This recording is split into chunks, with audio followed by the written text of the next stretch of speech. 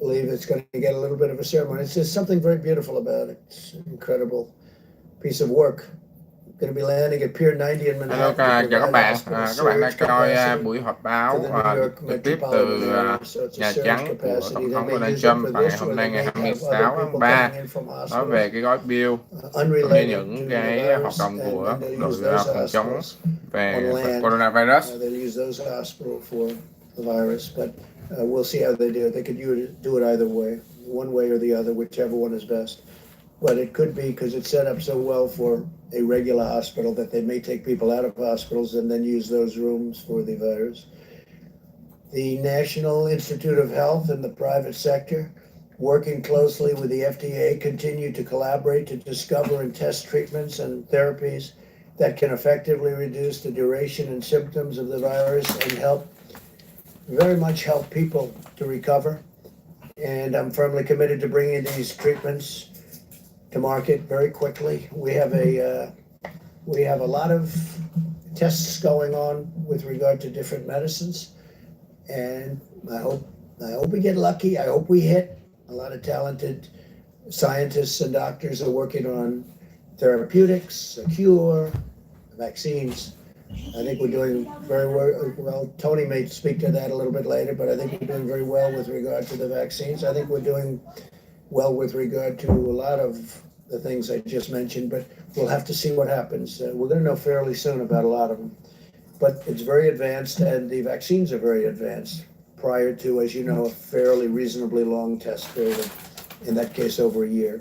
Every American should be proud of the incredible spirit our country has brought to this effort. It's been incredible. Citizens from all walks of life have come together to turn the tide in this battle. We're witnessing the extraordinary power of American unity like a lot of people have never seen. Even getting a vote. You're talking about trillions of dollars and you get a vote of 96 to nothing. We are waging war on this virus using every financial, scientific, medical, pharmaceutical, and military resource to halt its spread and protect our citizens. I want to express our tremendous thanks to the American people for continuing to practice social distancing like you people are practicing right here. I don't know, this room may never be the same. Maintaining good hygiene and follow government guidelines. Vice President Pence lifts up that card every time. And it's not very complicated, but hopefully you can do that. And your commitment will make all the difference in the world, and that's one of the big ones will be, for a while, stay home. Just relax, stay home. Making a lot of progress. As we continue to gather more information and accelerate the testing, where we're doing record numbers of tests now, far more than any other country has done. I told you yesterday, 8 days here, because you heard so much about South Korea. The media kept talking about South Korea, South Korea. We have a great relationship with President Moon in South Korea. But when I hear so much about South Korea, so in 8 days, we do more testing than they did in 8 weeks. And it's a very highly sophisticated test. We'll be able to deploy even more data-driven and targeted approaches to slow the ultimately, it's a very devastating thing, but we will vanquish this virus, and it's a lot of progress has been made. That's why earlier today I sent a letter to America's governors describing how we will be using the data to update existing guidance on social distancing, which will be developed in close coordination with our nation's public health officials and scientists.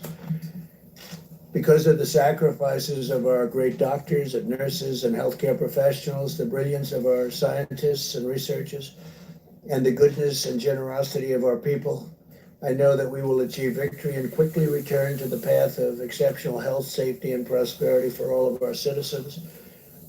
We have to get back to work. Our people want to work. They want to go back. They have to go back. And we're going to be talking about dates. We're going to be talking with a lot of great professionals. But this is a country that was built on getting it done. And our people want to go back to work. I'm hearing it loud and clear from everybody. So we'll see what happens. We're going to have a lot more information early next week, and we'll be reporting that back. But I just want to leave it with you. We have to go back. It's the United States of America. They don't want to sit around and wait, and they'll be practicing. And by the way, a lot of people misinterpret when I say go back. They're going to be practicing as much as you can, social distancing and washing your hands and not shaking hands and all of the things that we talk about so much. But they have to go back to work. Our country has to go back. Our country is based on that. And I think it's going to happen pretty quickly. I think it's going to happen pretty quickly. A lot of progress is made, but we got to go back to work. We may take sections of our country, we may take large sections of our country that aren't so seriously affected, and we may do it that way, but we've got to start the process pretty soon. So we'll be talking to you a little bit more about that next week. And with that, if you have any questions, you could ask, and then I'm going to have Vice President stay behind, and he's going to take questions and also introduce some of the people. You can ask them some questions. John, please. Mr. President, unemployment numbers out today, 3.3 million. I take it not a surprise. No. But it's still a staggering number. I'm wondering about your perspective on that. Well, it's nobody's fault. Certainly not in this country. Nobody's fault. We got very lucky when we made a decision not to allow people in from China at a very early date. I say that because some people don't want to accept it, but this was a great decision made by our country. Or the numbers that you're talking about, we're a big country, that'd be far greater, far bigger. So when I heard the number, I heard it could be 6 million, could be 7 million. It's 3.3 or 3.2. But it's a lot of jobs. But I think we'll come back very strong. The sooner we get back to work, every day that we stay out, it gets harder to bring it back very quickly. And our people don't want to stay out. So I know those numbers, John, but I think you'll see a very fast turnaround once we have a victory over the hidden enemy, as I say. It's a hidden enemy. Sometimes a hidden enemy is a lot tougher than somebody that stares you in the face, right?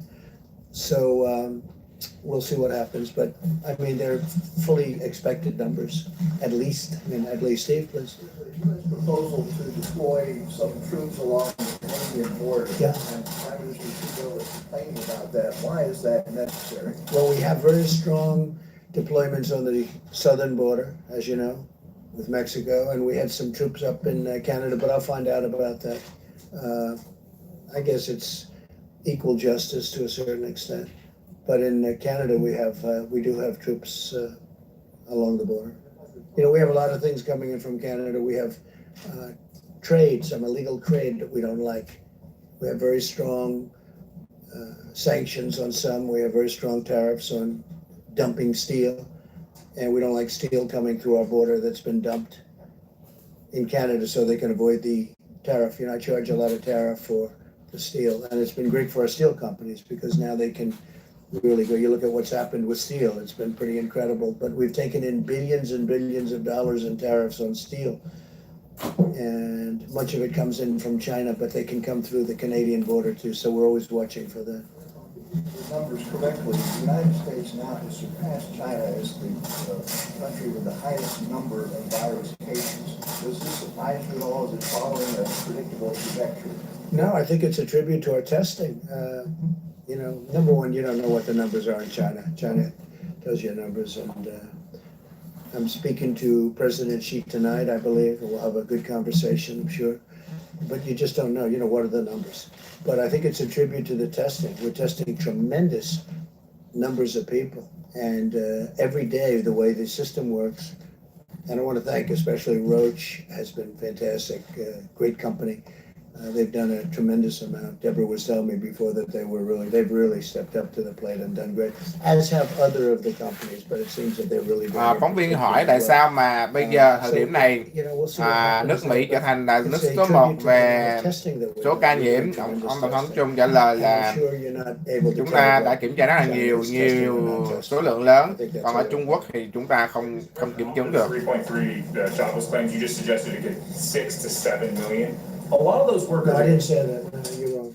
I didn't say that. I said some people were projecting that it would be 6 or 7, and it's, I believe, 3.3. 3.3. Yeah. Millions of Americans out of work. Some of them will be losing their insurance.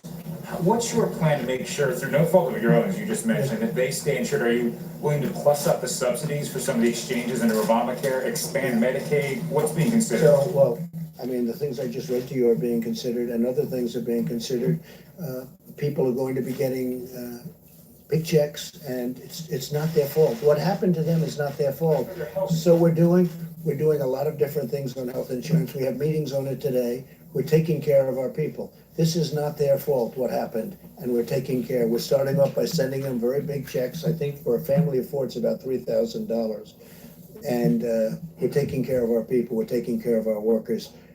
This was not, as I say, this was not a financial crisis. This was a health crisis, a medical crisis. We're going to take care of our people. Please. Yeah. Please. The National Restaurant Association came out, National Restaurant Association came out with a survey this morning saying that 3% of all restaurants in this country have shuttered for good in the past 3 weeks. And the projection is that 11% more are going to close in the next 30 days. So what do you say to a restaurant owner who is looking at his sheets and thinks he has to close within the next 30 days? Well, I know the business very well. I understand the restaurant business. It's a very delicate business. It's a business that is not easy. I always say in a restaurant business, you can serve 30 great meals to a person or a family, and they love it. One bad meal, number 31, they never come back again. It's a very tough business, but they're great people that run restaurants. And I've heard 3% could be lost, and you could go as high as 10 or 11%, but they'll all come back in one form or another. It might be a different restaurant, but it's going to be a great business for a lot of people. And we're making it easy for people to look what we're doing in terms of loans, what we're doing in terms of salaries. They'll all come back. It may not be the same restaurant, may not be the same ownership, but they'll all be back. Yes, sir, please. So you mentioned the pledges from American companies to provide supplies, but does it get, as we top 81,000 cases in the U.S., does it make sense to relook at using the Defense Production Act? Well, I talked about the Defense Production Act a lot, and I've enacted it. I haven't. I can do it with a pen. And we have actually used it on 2 minor occasions, and then we could withdraw it. But for the most part, the companies, we don't need it. We say we need this, and they say don't bother, we're going to do it. I mean, we're dealing with Ford, General Motors, 3M, we're dealing with great companies. They want to do this. They want to do this. They're doing things that frankly, they don't need somebody to walk over there with a hammer and say, do it. They are getting it done. They're making tremendous amounts of equipment, tremendous amounts. And when this is over, we're going to be fully stockpiled, which they would have never been except for a circumstance. This was something that nobody has ever thought could happen to this country. I'm not even blaming. Look, we inherited a broken situation, but I don't totally blame the people that were before me in this administration. Nobody would have ever thought a thing like this could have happened. But the Production Act, Defense Production Act, is a wonderful thing, but I just haven't had to use it. They know it's activated. They know I can use it. Maybe that frightens them a little bit. It's got tremendous power, but I haven't had to. Please. Thank you, sir. Question for me, and then another question, if you'll let me, for some of my colleagues who are social distancing. Where are they? They're all outside trying to get in. I know. The first question has to do with cruise liners like Carnival and Royal Caribbean. They want this relief aid, but they're worried that because they offshore to places like Panama and Nigeria, they might not qualify. Senator Hawley has said that they should move back to the United States before they get a check. Do you agree? Should they pay U.S. taxes to get U.S. taxpayer relief? So I'm a big fan of Senator Hawley, and I also like the idea. There were some senators that didn't want to do anything, like Carnival, great company, but they're based in different places. I won't tell you why. I can tell you exactly where they're based, but I won't do that. But they're based in actually more than one places. Ships are registered in different locations. I do like the concept of perhaps coming in and registering here. coming into the United States. It's very tough to make a loan to a company when they're based in a different country. But with that being said, they have thousands and thousands of people that work there, and maybe almost as importantly, that work on shore, filling these ships with goods and products. And the cruise line business is very important. And I know Carnival, what a great job they do, Mickey Harrison. And I would think that we could stick with Senator Hawley and maybe really look at that very seriously. Look, it's a big business. It's a great business. It's a business that employs tremendous number of people outside of the ship itself. I mean, you look at these ports. It's loaded up with shops and people that are involved with the ship. So we're going to work very hard on the cruise line business, and we're going to try and work something out. But I like the concept. Yeah, go ahead. Sure. The Senate bill includes aid that's directly tied to the airlines. And since before the pandemic, Boeing was already suffering from, the losses of 737 MAX airplanes. Do you think it's appropriate to use this legislation to sort of provide them with $17 billion of aid on top of, $25 billion that they could qualify for as a passenger airline, and then another $4 billion that they could qualify for as a cargo airline? Is that fair? So the airline business is a very tough business. Over many years, it's been very, very tough. It's got everything. It's got labor. It's got very strong, powerful, you look at the cost of these airliners, everything is tough, very highly technological. You look at how complicated, how complex.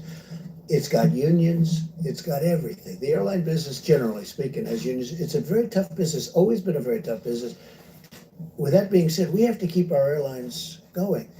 And we're going to be using some. Now, maybe we'll take a piece of the airlines for our country, where we loan money and we take a piece. It's all fully ready. We're ready to go. But if we didn't do that, we'd end up with no airlines, and we can't do that. The airline business is very vital to our country. It's a tough business. We have to understand that. So I could tell you other businesses that are different kinds of business. They're very good businesses, but airlines have always been very, very tough. Please. Mr. President. Yeah, I didn't call you. I called this gentleman. Thank you. Thanks a lot. On Monday, Who are you with? did you speak Who with? are you with? I'm with Bloomberg. Yeah. Bloomberg. Mario Park. How's Michael doing? Good? Mr. President, on Monday, did you speak with Chinese President Xi before you urged Americans to not blame Asian Americans for the coronavirus? We noticed that you backed off of that language. I know you're speaking with him. No, I again didn't. I'm tonight. speaking to him tonight. It's scheduled to go tonight. I'll have a call with President Xi of China. Very good relationship. No, I didn't like when they came up, and it wasn't him. Somebody at a lower level, mid-level, we found out pretty much. But they made a statement that our soldiers brought it into China. No, it came from China. And, we just signed a very big deal with China. They're paying us a lot of money in tariffs and other things. They never paid us 10 cents. Look, China has taken advantage of the United States until I came here with Sleepy Joe Biden and Obama and Bush and everybody else. I'm not blaming them. I'm blaming everybody. They were allowed to, $500 billion a year they were taking out. We had trade deficits that were so large, nobody's ever seen anything like it. And we've changed it. Look, now we're taking in billions of dollars, and we gave some to our farmers because China, they targeted our farmers, and our farmers are very happy. And our farmers got through a very rough period because of what I was able to do. Took the money from China and gave it to the farmers, and we had plenty left over after that. Now we're going into a phase 2 negotiation with China, but we're getting 25% on $250 billion, and then we're getting a lot on money after that. So we've never had a deal with China. China took advantage of the United States. And you know what? I don't blame China for that. I blame the people that were right here because they should have never allowed it to happen. But the relationship with China has been a very good one. John? Mr. President, did President Xi ask you to calm that language down or to not use that? He never asked me to comment down. Somebody might have spoken to somebody, but nobody spoke to me about it. I think it was time, though, because, I talk about the Chinese virus, and I mean it. That's where it came from. If you look at Ebola, if you look at all the Lyme, right, Lyme, Connecticut, you look at all these different horrible diseases, they seem to come with the name, with the location. And this was the Chinese virus. But I don't have to say it if they feel so strongly about it. We'll see. But you know, we just made a great deal with China. Great, hopefully for both parties. But we made a deal with China, and we're going to do another one. It looks like they want to do it very badly. Maybe they'll want to wait, like Iran. They want to wait to see whether or not Trump gets beaten in the election, because would they love to negotiate with Biden or somebody else other than me? They would love it. That's their best dream in the world. So many others. So there are some that maybe are, waiting till after November 3rd, the election day. But I think we're doing very well. It would be sad if we blew all of the advantages that we have right now, because we've made unbelievable trade deals, whether it's Mexico, Canada, Japan, South Korea, China, and others. We have changed the whole thing around. Please. Earlier today, you sent a notification letter to the nation's governor saying that you will soon come out with new guidelines about social distancing and other items. Do you have any data yet to suggest which specific areas of the country may have their guidelines relaxed, which areas of the country may have their guidelines? I think Deborah will talk to you about that, and Tony in a few minutes, but I think we'll start talking about that, because we have to open up. We can't say, let's close. People don't want to close, John. I say it again and again. The reason I do, because I want you to report it eventually. Go ahead, Steve. How would that work without widespread Go ahead, testing? Steve. From President Xi tonight, what do you want to talk to him about?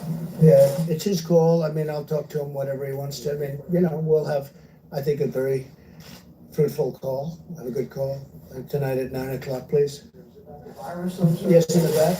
We'll be talking about that. Yeah, we'll be talking about the virus. Thank you. Yeah, in the back first, please. Thank you, Mr. President.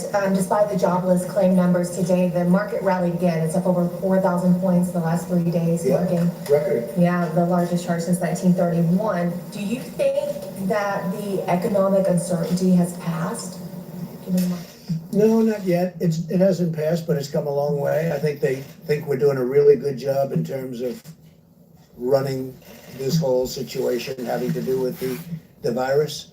I think they feel that the administration, myself and the administration, are doing a good job with keeping very importantly people informed, because there was a great fear, and a lot of good things are happening. The mortality rate is in my opinion, you'll have to speak to Deborah, Tony, all of the others, but in my opinion, it's way down, and that takes a lot of fear out. It's one thing to have it, it's another thing to die. When I first got involved, I was being told numbers that were much higher than the number that seems to be. And remember that people that have it, many people have it. I just spoke to 2 people, they had it. They never went to a doctor. They had it, absolutely had it, but they never went to a doctor. They never went to anything. They didn't report it. You have thousands and hundreds of thousands of cases like that. So you have to add that to the caseload also. And the people that actually die, that percentage is a much lower percentage than I ever thought. That's one of the reasons I say, look, we're going to beat this and we're going to get back to work. Yes, please. Administration today, the DOJ announced charges against Nicolas Maduro for drug trafficking. They designate him as a narco-terrorist. It's also expected that Venezuela is going to get hit really hard by the coronavirus. Does the administration see this as a weak point for the Maduro regime? No, we don't look at a weak point. This is a serious problem for over 150 nations, the virus. I would say this, Maduro and Venezuela, we're watching it very closely. We'll see what happens. But that is correct. Those charges were made. Please. You said a moment ago that you used the Defense Production Act on 2 minor occasions. Yeah. What were those? We will give you that notification. We'll let you know. Okay? Can I follow up on John's question about the classifying for counties? A lot of these areas have not done testing yet. Is it safe to say that the current guidelines will be extended into next week? Will you wait to change those guidelines until you have the data yet? I want those guidelines to go even when we're open and fully operational. And frankly, much of the guidelines, like shaking hands, maybe people aren't going to be shaking hands anymore. Tony had mentioned to me, Tony Fauci, the other day that I don't think he would be too upset with the concept of not shaking hands. He was saying that the flu would cut down, the regular flu would be cut down by quite a bit if we didn't do that, if we didn't shake hands. You know, the regular flu, of which, you know, you have a lot of deaths and a lot of problems with that too. So I think a lot of great things are going to, when we're open, just to finish, when we're open, as soon as we open, that doesn't mean you're going to stop with the guidelines. You'll still try and distance yourself, maybe not to the same extent because you have to lead a life. But I think the time is coming. How about one more question? Go ahead, in the back, please. Thank you very much, Mr. Go ahead, President. please. I also have two questions because I'm asking on behalf of foreign press as well.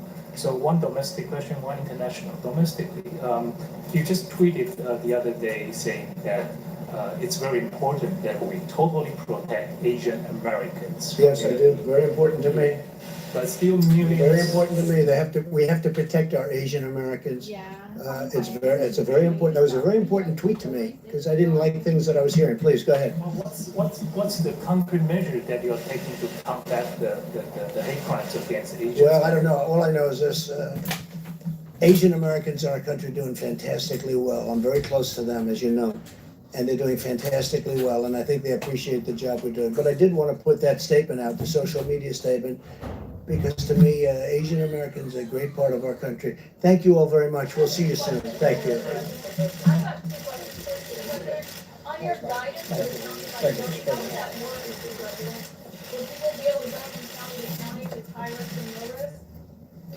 Well, good afternoon, everyone. The White House Coronavirus Task Force met today. We continue to move out on President Trump's directive to slow the spread with mitigation, to advance and expand testing across the country, and to work on the critical supplies that our healthcare workers in our nation needs.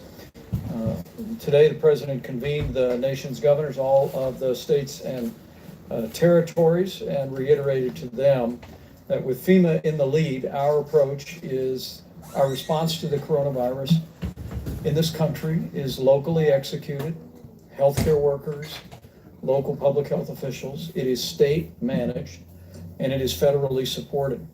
We took the opportunity to thank all of the governors across the country, our states and territories, for their incredible leadership and the partnership they forged with this administration. We were able to confirm that 10 major disaster declarations have been issued, most recently to New Jersey, North Carolina, Florida, Texas, and Illinois.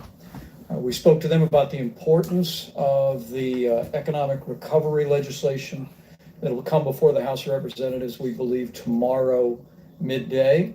And we're grateful for their efforts in working for that unanimous bipartisan vote in the United States Senate last night. In addition to direct payments for American families, the average family of four will receive a direct payment of some $3,400. They'll also receive payroll report. Many of the small businesses, even those restaurants that you just spoke about, will now be able to keep people on the payroll for a period of months, even if the restaurant or the business is not open.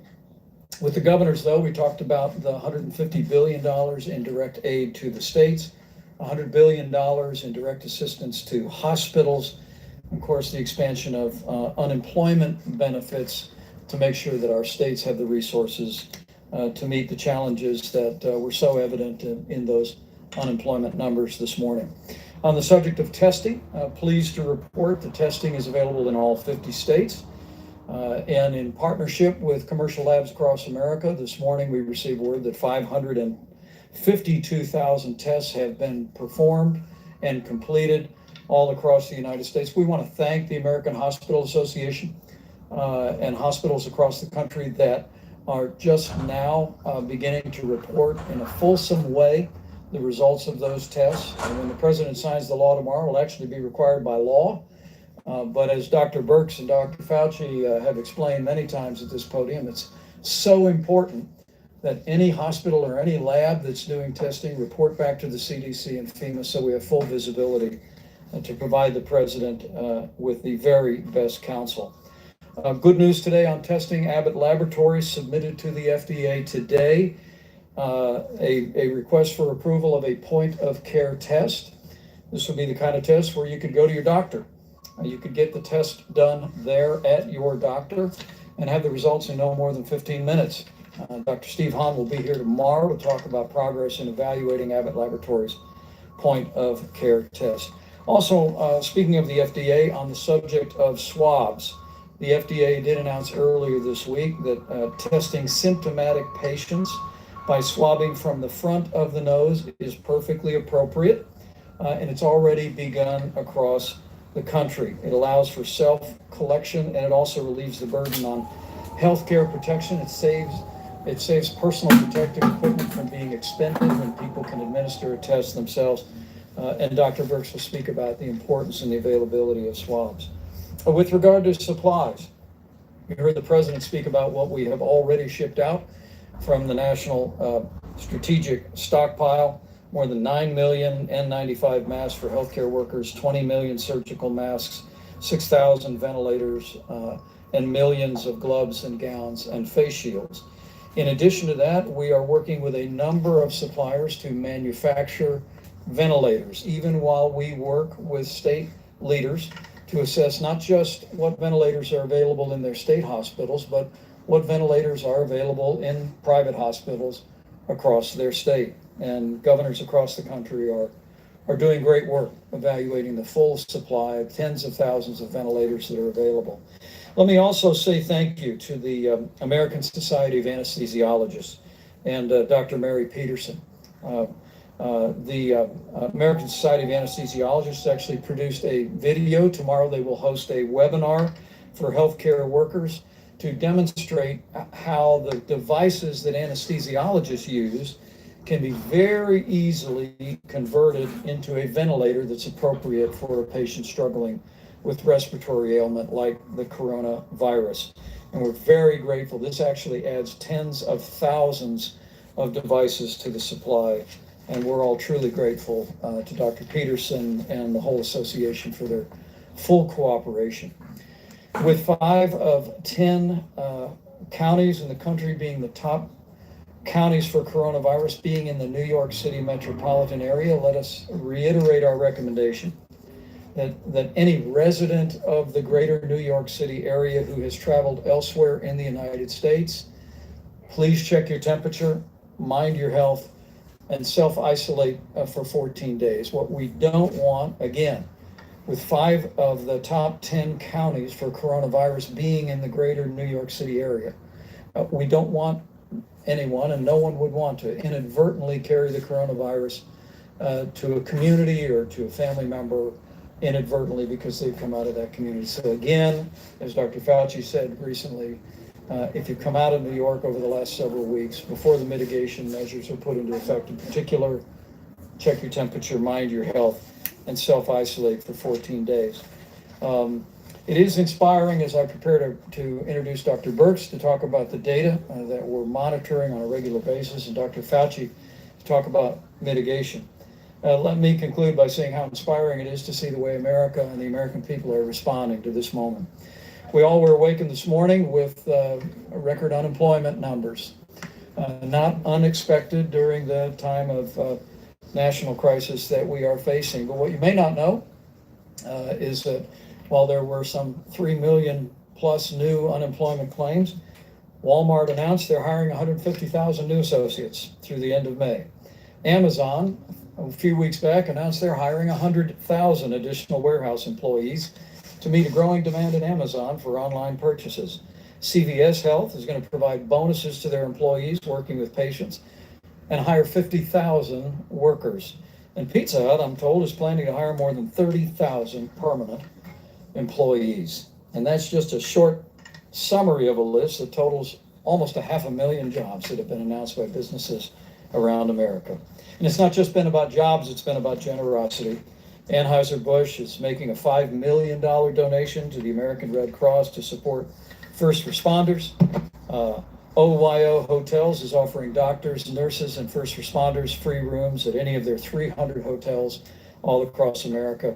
And the pharmaceutical company, AbbVie, is actually donating $25 million to the International Medical Corps and to Feeding America. American businesses are stepping up to partner with us to meet this moment, but they're being incredibly generous as well. to all of those that are stepping in the lead and providing healthcare services, and of course to those most in need. We can do this, America, but it'll take all of us. As the president often says, we're all in this together. But as millions of Americans do their part, with 15 days to slow the spread, putting into practice the president's guidelines for combating the coronavirus and its spread, we grow more confident every day that this too shall pass, with the cooperation and generosity and prayers of the American people. I just know that we will slow the spread, we will protect our most vulnerable, and we will heal our land. And now for information on the latest on data and what we're seeing, Dr. Deborah Burks. Thank you. Thank you, Mr. Vice President. So just as a summary of where it looks domestically, I won't talk so much about the global issues at this time.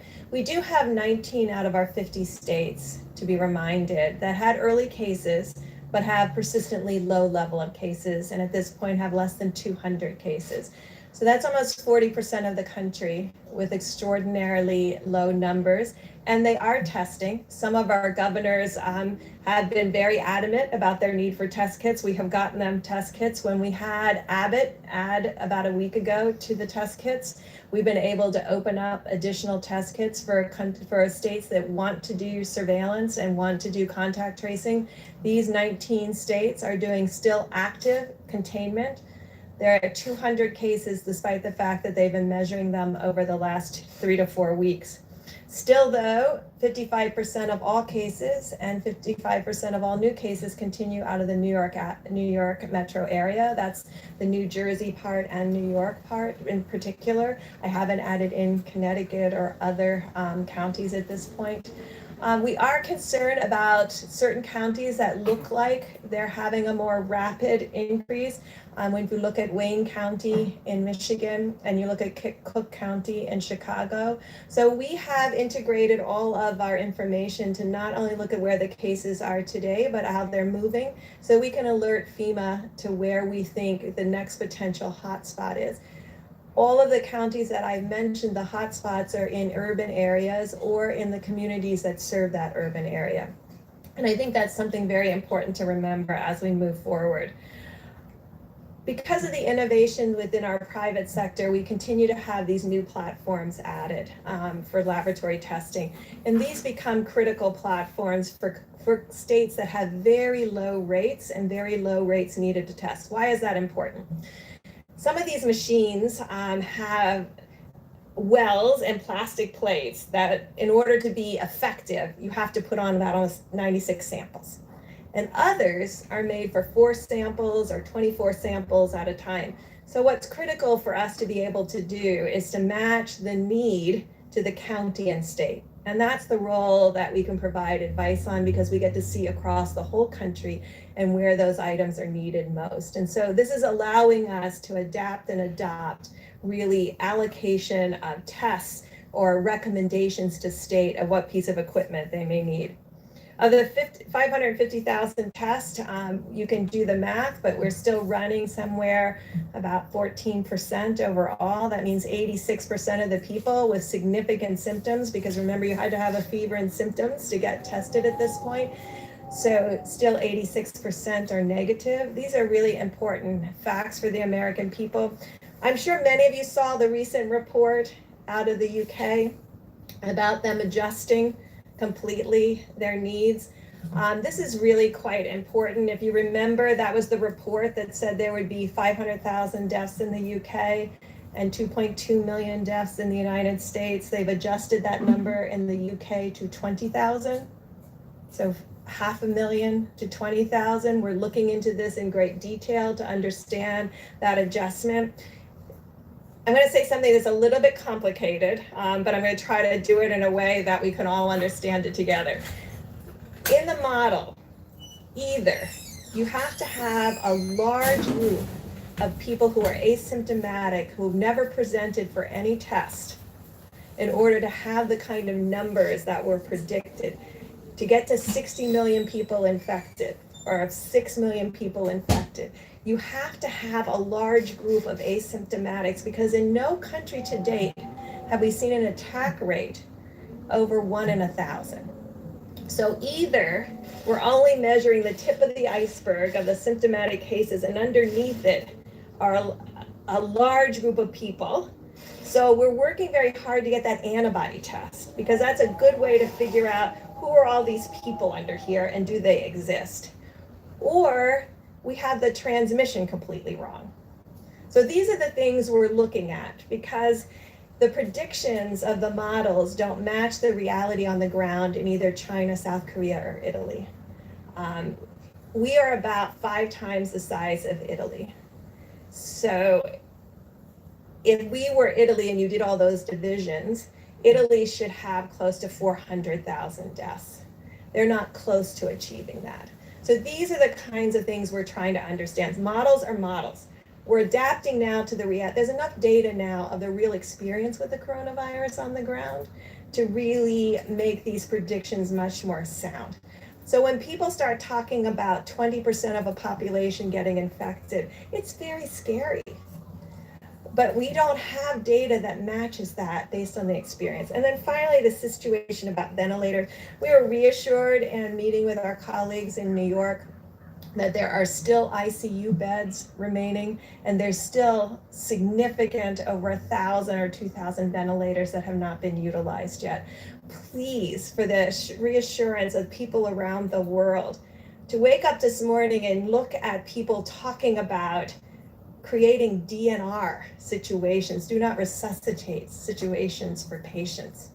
There is no situation in the United States right now that warrants that kind of discussion. You can be thinking about it in a hospital. Certainly many hospitals talk about this on a daily basis, but to say that to the American people, to make the implication that when they need a hospital bed, it's not going to be there, or when they need that ventilator, it's not going to be there. We don't have an evidence of that right now.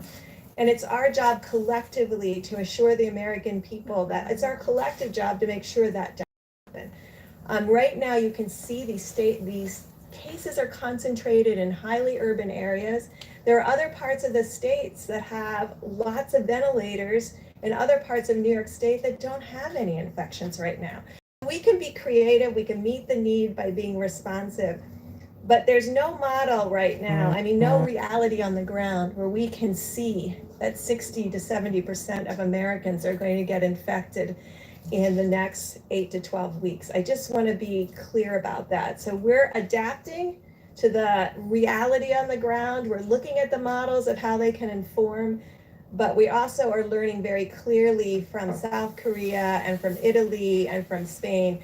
Just to find out, because I know many of you will look up my numbers, the only people who are over really 1 in 1,000 cases are people that have very small populations, like Monaco and Liechtenstein. So you will see a different number coming from when your population is really tiny. One case can put you over 1 to 1,000 or 2 to 1,000. Thank you. Good. We'll do questions and all. Dr. Thank you, Mr. Vice President. I'm going to change the topic just a little bit, because there was a questions that came up, and I've been asked about this on a couple of media interactions regarding the interventions that we're talking about. And it's important because it's about something that I said yesterday about what we would likely see. Whenever you put the clamps down and shut things down, you do it for 2 reasons. You do it to prevent the further spread, this we call mitigation, but you also do it to buy yourself time to get better prepared for what might be a rebound. It may be a rebound that we get things really under control, and then you pull back, which ultimately we're going to have to do. Everybody in the world is going to have to do that. You're either going to get a rebound, or it might cycle into the next season. So what are we going to do to prepare ourselves for that? One of the most important things is one that I mentioned several times from this podium, and that is to clarify a bit about the timeline for vaccines, and would that have any real impact on what we would call a rebound or what we would call a cycling in the season.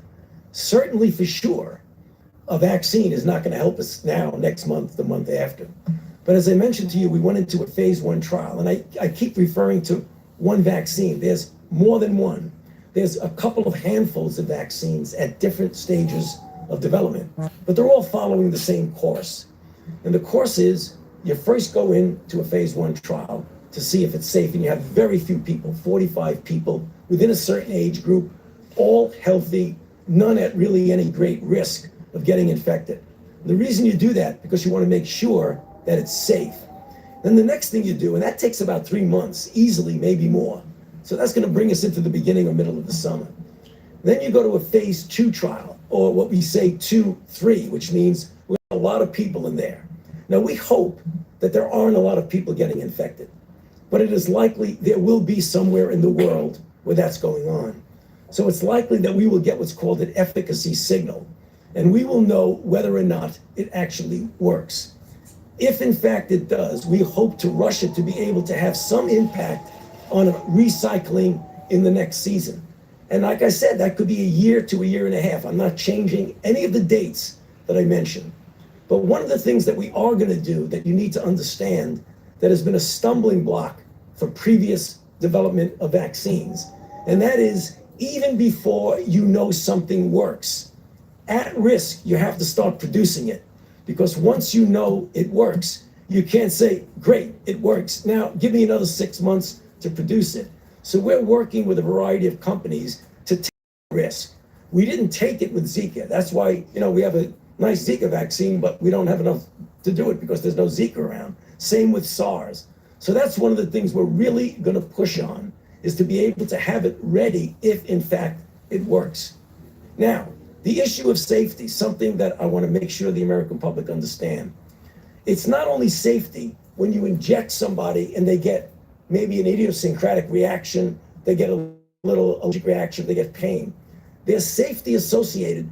Does the vaccine make you worse? And there are diseases in which you vaccinate someone, they get infected with what you're trying to protect them with, and you actually enhance the infection. You can get a good feel for that in animal models. So that's going to be interspersed at the same time that we're testing. We're going to try and make sure we don't have enhancement. So the worst possible thing you could do is vaccinate somebody to prevent infection and actually make them worse. Next, and finally, with regard, I'll get you to your question. Finally, with regard to therapies. I mean, we keep getting asked about therapies. There's a whole menu of therapies that are going into clinical trial. As I've told you all, and I'll repeat it again, the best way to get the best drug as quickly as possible is to do a randomized controlled trial so that you know, is it safe and is it effective? If it's not effective, get it off the board and go to the next thing. If it is effective, get it out to the people that need it. So you're going to be hearing over the next month or more about different drugs that are going to go into these randomized controlled trials. And I feel confident knowing about what this virus is and what we can do with it, that we will have some sort of therapy that give at least a partial, if not a very good protection in preventing progression of disease. And we'll be back here talking about that a lot, I'm sure. Thank you. Tony, you can take some. Yeah. Just go back to what you're saying about this idea of risk in drug manufacture. Are you saying that at some point in the phase 2 trials, that if you're seeing some form of efficacy, that you may try to convince a laboratory to spool up production at that point so that there's a risk? Even before. When I go into phase 2, I'm going to find somebody that's going to make it. Well, partially the federal government, I think in some respects to de-risk it, but also investments by the companies. A lot of companies are not shy now about doing that. Usually when you do that at risk, John, you got to give some backup for them. And we've done that. We've put hundreds of millions of dollars into companies to try and make vaccines. I wouldn't hesitate to do that for a moment now. Issue. Talk about having low risk, medium risk, and high risk counties. Or for Dr. Burks. But there's no domestic travel restrictions. What's to prevent somebody from a high risk county going to a low risk county? Don't you risk creating a patchwork system, allowing more cases to slip through the cracks and the virus to spread in other areas of the country?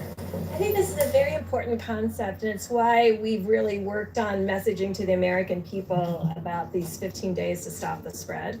Because part of this will be the need to have highly responsible behavior between counties. And I think the American people can understand that they will understand where the virus is, because we'll have the testing data, and where it isn't, and make sure that they're taking appropriate precautions as they move in and out of spaces. I think this will be critical for our future as we work together to really understand where the virus is and where it isn't in real time. Can I just follow up on sort of your modeling? Everyone's talking about this Neil Ferguson study out of Imperial and how the modeling's changed. You last week said, or it was on Monday, that you talked about a serology test, something promising coming out of Singapore. Where are we on a serology test? The president said very quickly. And then is that what you need to do, some sort of community survey so you can get to some of these X and Z's so you can figure this all out? So we're talking to CDC right now. They are extraordinary in outbreaks and contact tracing. So they are going to be the workforce behind any new strategy that looks at counties that need to completely move into containment and surveillance and contact tracing. But part of what they're looking at now, they're by ELISA. And what we're trying to do is not just do ELISAs because they can use that now, but to be able to have point of care rapid diagnostics like we have with HIV, where you just get a drop of blood, you put it on a little cassette, and it tells you if you're positive or negative. So that's what companies are working on. Yes, correct. That's the IgG to measure. Now remember, that's not going to be helpful in diagnosis. That's going to be helpful for us to know how many asymptomatic cases there are, or were. Figuring out what the asymptomatic rates are, because that seems to be the big question here. It is a big question. It is a very big question. And so we have people, the FDA is working on that around the clock. They do have applications that are coming in. We put out a call for applications. I've been talking about it from this podium. If you have an IgG assay, rapid test, not an ELISA. I mean, you could do the ELISA today because the original SARS antigens react very well to the current COVID-19 antibodies that people have, but we're really working on that, both so that we could have therapeutics that could be plasma derived. So thank you, yes, we're very much focused on that. How soon will you be able to classify these counties? Because there's a lot of testing that has not been done yet. Well, you know, there are states, and I just want to really recognize state and local health officials that behind all of this have continued to test and have continued to do surveillance. So we do have states that have been doing surveillance all along, who have been doing contact tracing all along. It never gets reported because it's not, you know, it's not that exciting that they've identified 10 cases. But there are states doing that and have been doing it throughout this entire outbreak. And that's why we have some confidence that that testing has been going on. We have to expand testing for surveillance. But this is that, we talked about a little bit yesterday, the flu platform. So the flu platform is driven off of emergency rooms and hospitals reporting flu-like illness to their state and local governments. And that then will trigger the individuals to get tested. So we have a platform that states and local governments are completely used to. They're not used to doing it this late in the season. They'll do it usually through the end of March, but flu usually tails off a lot by April. So we're asking them to continue the activation of screening for flu-like illness. Now, that doesn't get to his question about where's the asymptomatics and how much of that. That helps us find cases and contact trace on systematic cases. Guidance for the places, the counties that don't have the data yet? Will there be different CDC guidelines? So these are very early days of us what we're trying to do is to utilize a laser focused approach rather than a generic horizontal approach. And I think in the 21st century, we should be able to get to that. Why am I confident that we can do that? Because we do that in sub-Saharan Africa right now for HIV. That's how we're stopping the epidemic there. So we've done it. We've done it in resource limited settings. So I do believe we can transpose that approach here to the United States and be able to we have granular data down to a GPS coordinate of a site of a clinic and hospital. We think that same thing can be done in the United States. Quick question on this. Do you suggest restrictions to states for something like that? Like if there is a high-risk county and the restaurants are open in a low-risk county, wouldn't your fear be that people in that high-risk county go over to the restaurants? So these are dialogues that the federal government has to have with state and local governments because state and local governments make those decisions. And that's what's been inspirational to me, is seeing how much the governors understand where they are in their epidemic and what they will need to do in the future. This is what we're trying to tailor. It requires us to have very clear data disaggregation at the county and state level. But I think you've been hearing from us, these outbreaks and clusters, we've been able to well define to date. The one that was in King County, the one that is now in New York City, the one in New Orleans, the one in Wayne County. So, and we can see that spread throughout the region and those closely related counties. So this is what we're talking about, how to do surveillance, how to do contact tracing, and how to do each of these items to make sure that you prevent that spread. Guidance like this. Well, we have to get all of our data together. We owe it to the president. And we owe it to the president to be able to make that decision. So that's what we're working on right now, is getting that granularity. All right, guys, last question. I'll go to John for a second. I can speak to that too. The president sent a letter to all the governors today indicating that, as every American recognizes, that the importance of 15 days to slow the spread, that we're approaching day 15. And what the president told the governors, that we're going to listen to the very best health experts in the world. We're going to examine that data very carefully, and we'll be presenting this weekend the president a range of recommendations and additional guidance for going forward. The president's made it clear that, in his words, he wants to open the country up, but we're going to do that responsibly. And as the president told the governors today, we'll do that based on the data. John, one last one. Mr. Vice President. I'll go to John a little slow. Unless there was a last minute glitch, we should probably see phase 3 pass the House tomorrow. Already there are many members who are talking about the need for a phase 4. Do you see the need for a phase 4? And if so, what do you think should be addressed in it?